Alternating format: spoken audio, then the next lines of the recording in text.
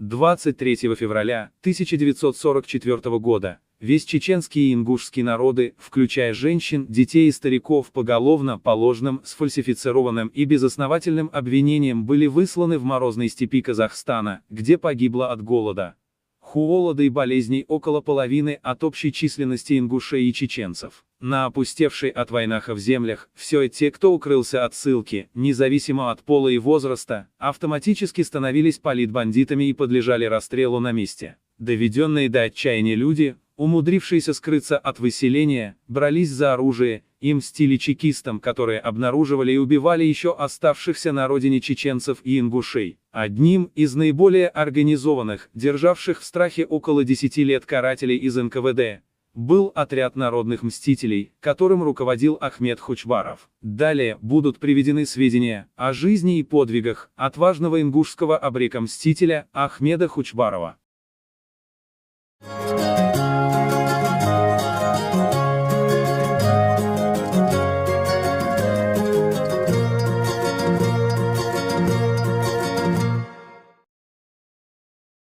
Бесстрашный абрек-мститель Ахмед Хучбаров, в силу вынужденных обстоятельств, стал на тропу мщения. Он мстил преступной сталинской власти, сначала за массовые репрессии и раскулачивания, и затем его мстительная дерзость усилилась после того, как в 1944 году опустела его родина от народа, проживавшего здесь тысячелетиями. Он ставил борьбу за справедливость выше своей жизни, наводил страх и ужас на карателей НКВД, убивавших его народ. Родился Ахмед Хучбаров в высокогорном селе Гулии, Галашкинского района Ингушетии в 1894 году, в большой крестьянской семье. Он был вторым из 12 детей, 6 братьев и 5 сестер его до конца своих дней, кто раньше, кто позже, познали тяжкую участь членов семьи бандита, предателя и врага народа. В 1929 году Ахмед Хучбаров, живший к этому времени в селе Ангушт, оказался в эпицентре тотального раскулачивания. Его лошадь экспроприировали в пользу районного ГПУ. Бытовая распря в семье, ссора между Ахмедом и его женой из фамилии Таршхуаевых, переросла в ожесточенную личную борьбу, месть против начавшейся тогда в Ингушетии кампании по вовлечению женщин-горянок в строительство коммунизма. Жену Хучбарова уговорил и определил во Владикавказскую совпартшколу ее двоюродный брат, с которым будущий абрек-повстанец жестоко поссорился, применив оружие при выяснении отношений. Ахмед ранил родственника жены в ногу и вынужден был уйти в бега. Советский суд, безусловно, приговорил бы несознательного будущего абрека к высшей мере. Хучбаров не захотел стать жертвой новой социальной реальности, насаждаемой путем слома и фактического уничтожения традиционного образа и уклада жизни ингушей, мертвой хваткой втаскиваемых в коммунистический Эдем. Семья распалась, как тысячи других, с корнем вырванных государственным террором из органичной почвы национальных традиционных ценностей. Формально, Ахмед Хучбаров ушел в вечные бега, скрываясь от советского правосудия, а по существу, он, как и многие другие горцы, не захотел жить по новым законам и государственной системе. Уход его в 1929 году в абреке был прежде всего самозащитой от правосудной машины, а затем осознанным, питаемым личным драматическим опытом, последовательным сопротивлением политике и практике бесчеловечного социального эксперимента конца 20-х, начала 30-х годов на Северном Кавказе. Тогда царил властный произвол, жестокие массовые преступления против людей, имеющих неэффективные возможности защиты и сопротивления. Ахмед Хучбаров, восставший против личностного насилия, эволюционировал в идейного врага партийно-чекистской власти и эффективно боролся целых 15 лет до депортации ингушей и еще 11 лет после нее со сталинским режимом в горах Северного Кавказа в самый осатанелый его период. Ахмед Хучбаров и другие бойцы осуществляли вооруженное сопротивление как регулярную войну, имевшую собственную тактику и стратегию, грамотно использовали естественные природные условия территорий Ингушетии и прилегающих к ней районов со стратегическими задачами конкретных военных операций. Грамотной была и национальная политика. В разное время в отряде Хучбарова находились, помимо ингушей, чеченцы, дагестанцы, русские, грузины, осетины и другие. Это говорит о здравомыслии повстанцев и политически верном подходе к делу общей борьбы против режима. Отряд Хучбарова был подчинен жесткой дисциплине и порядку, иначе он не мог бы существовать столь долго и эффективно. Схроны, склады, базы с боеприпасами, пищей, собственными пошивочными мастерскими, располагались во многих стратегических пунктах, которые находились в горах Ингушетии, Хевсуретии, Чечни. За все свое время исполнения долга по установлению справедливости, отважный Абрек был неуловим для спецслужб. В 30-е годы, вооруженная борьба Хучбарова была регулярной войной на изнурение с Советами, как безбожной, бесчеловечной и противоестественной системой. Эта борьба еще не была освободительной, абсолютно бескомпромиссной войной на уничтожение, какой она стала в 40-е годы, особенно после депортации ингушей в 1944 году. 22 августа 1942 года 29-й топографический отряд Закавказского фронта в преддверии депортации ингушей осуществлял рекогносцировку местности в районе сел Гули и Ляжги, Галашкинского района. Отряд попал в засаду, которой руководил Хучбаров. Офицеры и несколько солдат, фотографов в количестве 7 человек были убиты.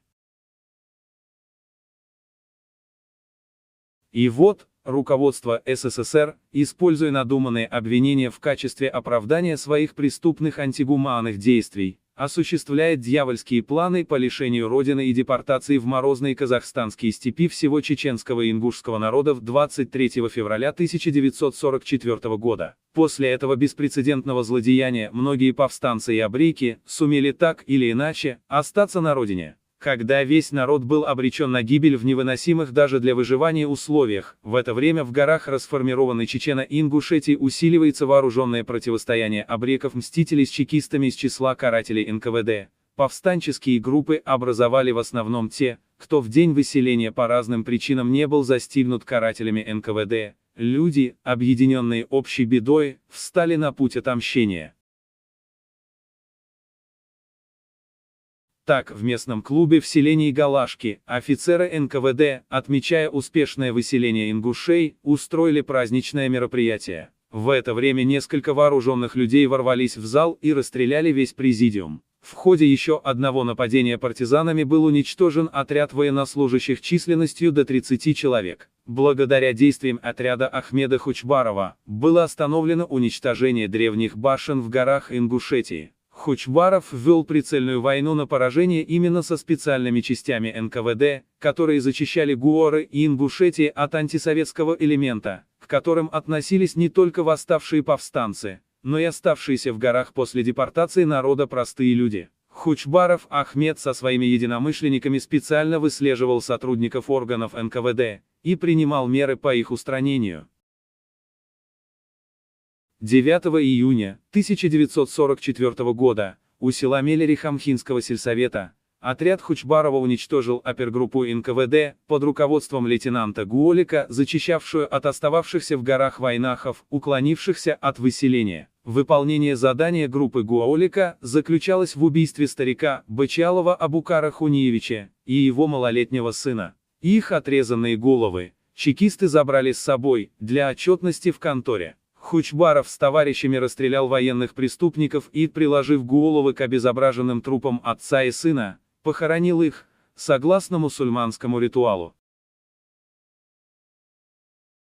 Бойцы Хучбарова продолжали истреблять оперуполномоченных карателей госбезопасности. 6 июня 1946 года у ингушского села Хамхи была уничтожена опергруппа из 5 человек, шедшая из Казбекского района по заданию партийных и советских органов. На территории Ахмедского района Грузии отряд Хучбарова ликвидировал сотрудников районного отдела внутренних дел. В горах Хевсуретии сотрудников и осведомителей госбезопасности. В мае 1947 года бойцы Хучбарова в Душетском районе Грузии уничтожили группу работников милиции и их пособников. В 1948 году в пригородном районе отряд Хучбарова попадает в засаду, устроенную большим отрядом НКВД. Партизанам с боем удалось вырваться из окружения, но в бою героически погиб всеобщий любимец и бесстрашный воин, двоюродный брат Ахмеда, Салтмурат. Он умер, успев прочитать предсмертную молитву, Ясин, которую знал наизусть. Каратели отрезали и унесли голову Салтмурада.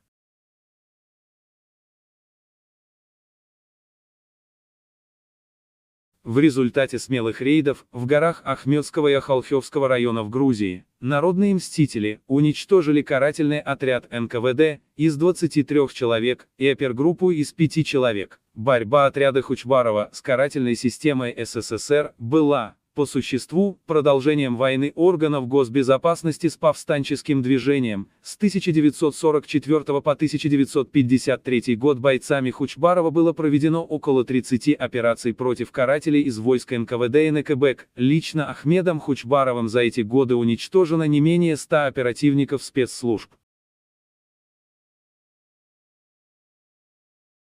Целых 2 года, с 1953 по 1955, под руководством КГБ СССР в МВД Грузии разрабатывалась спецоперация по ликвидации социально опасной уголовной и политической банды Ахмеда Хучбарова. В сентябре 1954 года в Тбилиси под руководством министра внутренних дел Грузии Инаори, ставшего после этой операции председателем КГБ Грузии, был утвержден план мероприятий по ликвидации отряда Хучбарова. Из казахстанской тюрьмы и в 1953 году был привезен соответственно обработанный органами родственник Ахмеда, Абубакар Хучбаров, который целый год вел переговоры с Ахмедом о сдаче. Это были весьма тяжкие переговоры, долго не дававшие результата ликвидаторам. Лишь в январе 1955 года, через Абубакара неуловимый Абрек согласился на встречу с чекистом и тем самым дал вовлечь себя в коварную игру по собственной нейтрализации, сначала ареста, а затем расстрела. Целый год шло следствие. На суд, который состоялся в 1956 году в Тбилиси, из Казахстана было привезено более 30 ингушей. За диверсионную деятельность Ахмед Хучбаров, согласно статьям военного трибунала Закавказского военного округа, за которую он и был расстрелян по приговору. Вот так и завершился достойный боевой путь Ахмеда Хучбарова, отважного человека чести и достоинства, который достойно принял вызов бороться против притесняемой советской системы. Он умер, доблестно исполнив свое обреческое предназначение. Ахмед Хучбаров, горец-крестьянин и правоверный мусульманин, утвердил данное Богом безусловное право личности на самоотверженную защиту человеческого и национального достоинства, которое обязывает бороться за свободу своей единственной родины.